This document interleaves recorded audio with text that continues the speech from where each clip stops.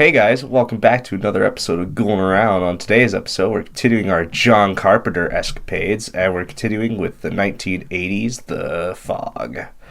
And I'm your host, Jason Massey, and joining me as always is... Joanne Massey. Loretta Mooney. So yeah. So what did you guys think about the movie? I really enjoyed this one. This one was really good. Yeah. It's a very classic movie, kind of. Like, yeah. Just I always see references to The Fog, and it's always good.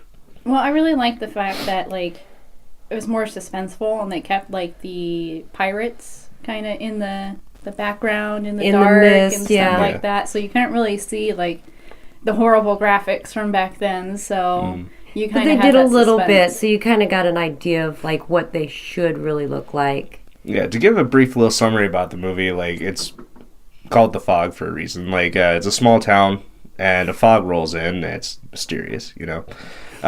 And inside the fog, you don't find this out until, like, midway through the movie, so it's not really spoiled. Also, it's 30 years old, so fucking watch it. But, anyway, yeah, there's, like, these undead pirates in it that, is tied to, like, this long backstory where these guys killed these settlers because they wanted to keep the place they were on rather than move away like they intended to, and that's what led to the town's creation. So, like, they came back to get their gold that they got stolen from them. So, yeah, it's that simple.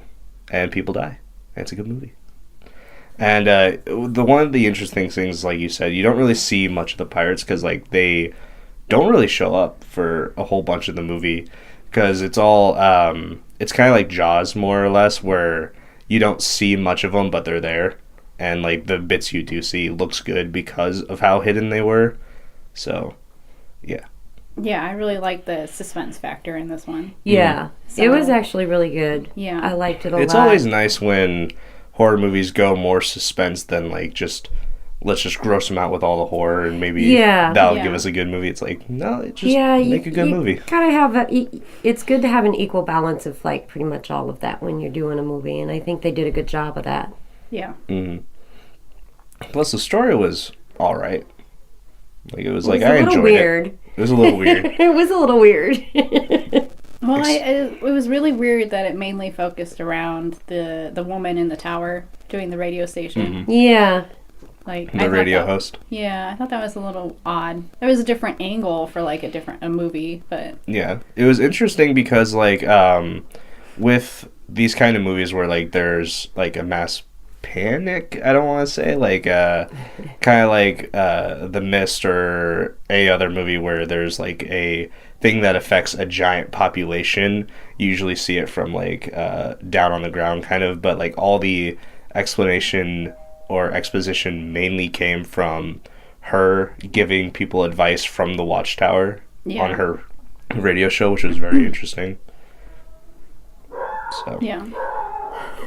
Just pause and let that settle in the distance. I doubt they could hear that much. I don't know, you can hear some pretty... I don't know, because the mic's here. We're not using... Well, I mean, the mic was here last time you heard it, so I don't know.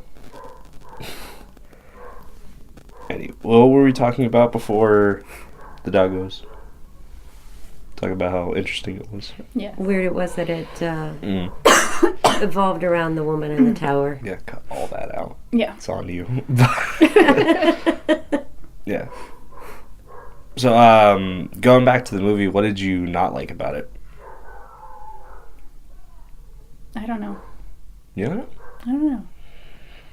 I didn't like the fact that here comes a woman that doesn't live in the town coming through the town. She winds up in bed with the dude that, you know. Oh, yeah. That one girl. Yeah. That was really played by Jamie Lee Curtis, by the way. She did a good job. But her character was very weird because she was just there. She was...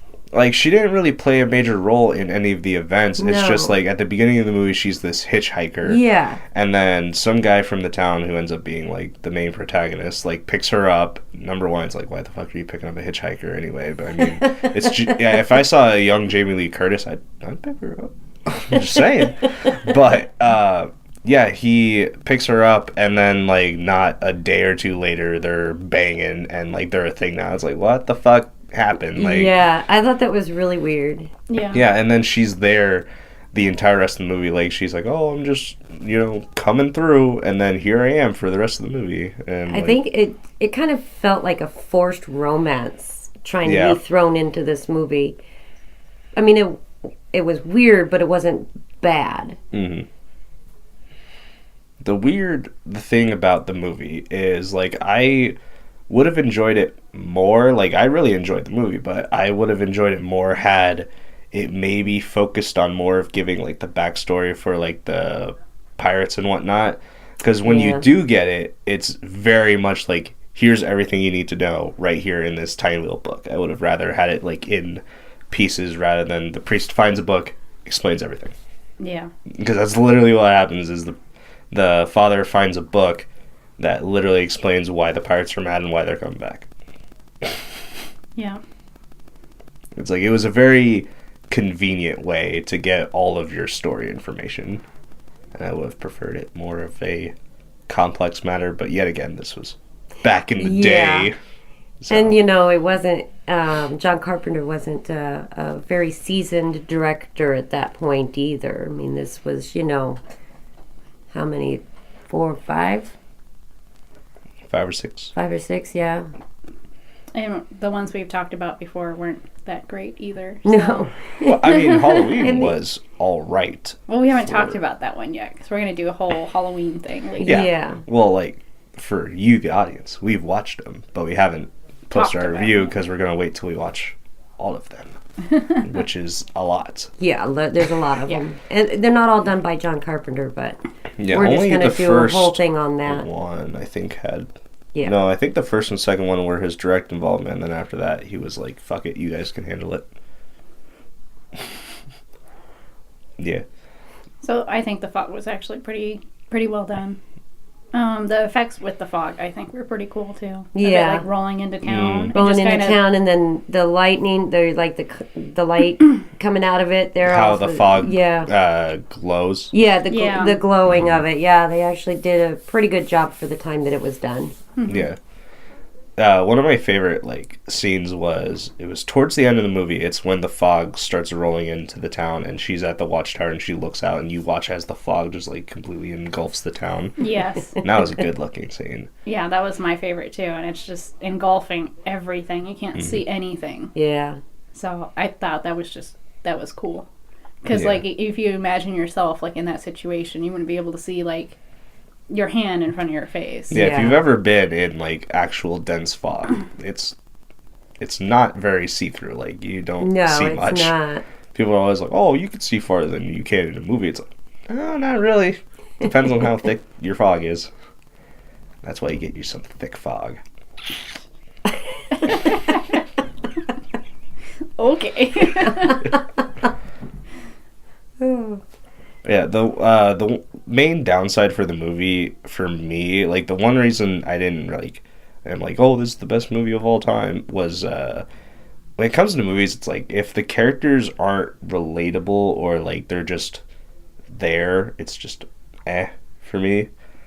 I didn't really care about the characters in this movie. I didn't care about many of the characters Yeah. in this movie. The only character I cared about was the lighthouse lady, who was in the watchtower doing the radio show, and that guy she kept talking to, because I liked their back and forth that they had. Yeah, And they then he had dies, and I'm a like, bunch no. of interaction, which made them seem like real people, where the other ones didn't have that whole back and forth.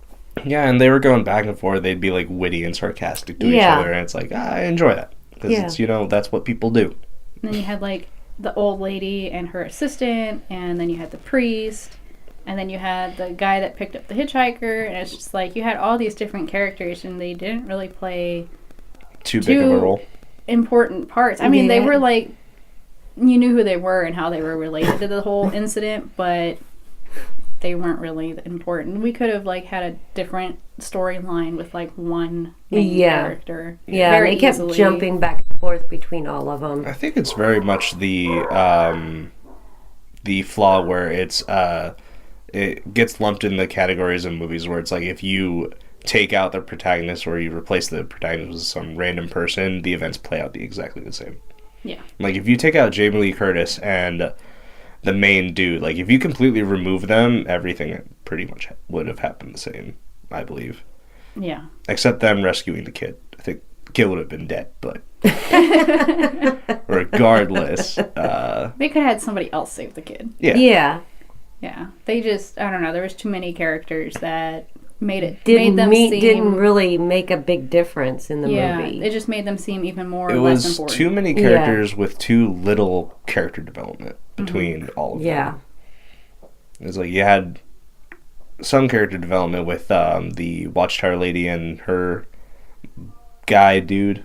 I wish I remembered their names, but it would make this way easier. But the other radio guy? The other radio guy. Like, they were interesting, but then, like, every time I cut out, like, away from them, I was like, no, go back. That was actually interesting. But, yeah. So what'd you think about its effects and, like, how it holds up today? Like, what do you think of it 30 years later? I still think it is really good and really holds up, only because, like we said, they were kind of hidden inside the fog and in the background, so you didn't really see too much, like, special effects for that time. Yeah, the only makeup you really saw for the pirates was, like, their hands reaching through the windows their and whatnot. hands or their arms, you know, they had the tattered, sleeves and things like that, or you saw their boots with their, like, from here down. So, I mean, I actually think that was a whole lot better than trying to force it and make it not look good. Yeah. Yeah, I think at the end when the pirates come back and take the priest, spoiler alert, but when they kill the priest, don't you get like a full body look at them? But they're also, I think they're still obscured by the fog, right? A little bit. So, like, when they come inside the church at the very end to get the priest, it's not the fog that's really hiding them, it's like the lighting. They have the lighting kind of like darkened on them, so you can't see them very much, but you do see them, and you see more of them on that time. And it looks if you look closely, it's a little dated, but I still think that they did really good. Yeah, for the time, for 1980, and it holds up in 2018, 40 years later, not even 30, almost 40 years later, damn. And it still looks pretty decent, actually. Did you say 2018? 2019. We're in 2019. You're still not on that? No, 30. I'm still going to date my papers 2018. It was done in 80, so it's only 30, not 40. 30. Because do your math. Well, in 2020, it'll be 40 years. Almost 40 years. It's 39 years, so 40 is closer than 30. Yes. Math lessons. Yes. Math lessons with Ghoulin around. Ding! That is the water from outside. Oh. Wow. That is probably really loud on mic. Yeah, it is.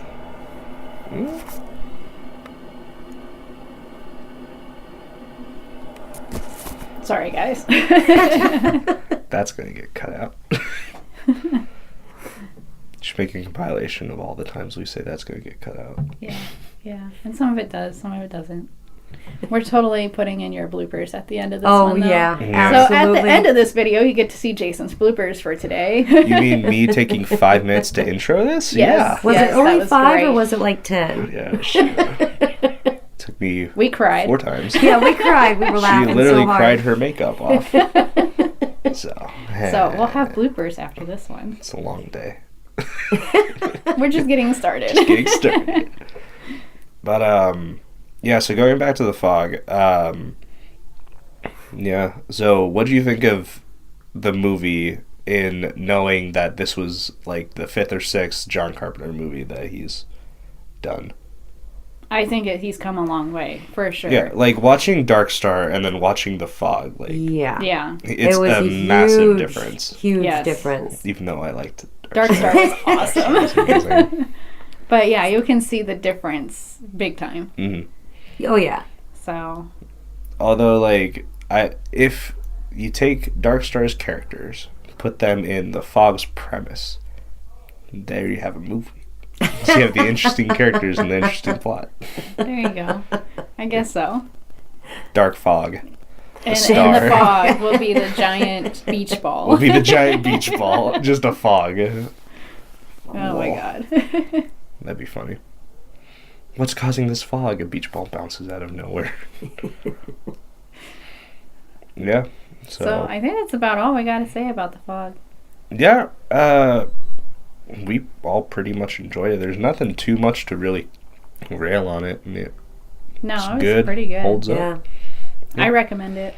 So yeah, I would definitely recommend it, especially if you're into more suspense horror movies rather than like the gory ones. Like if you don't like monster flicks or like gory torture porn, watch The Fog. You'll enjoy it, most likely, probably.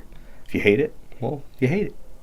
Then yeah. Anyway, catch us next time when we review Escape from New York, coming out in 1981.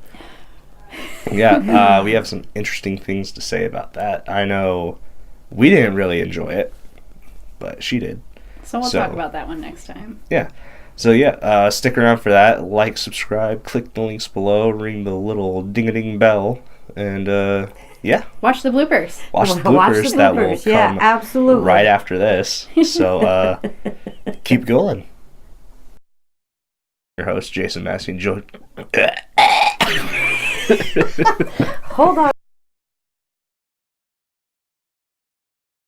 Hey guys, welcome back to another episode of the Ghoulin Around podcast, the show where we talk about all things Ghoulin. God damn it. We got to do a bloopers out of this one.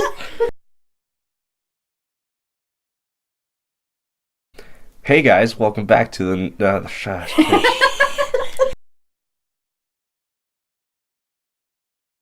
We're continuing our John Carpenter escapades. What the fuck did I say wrong there?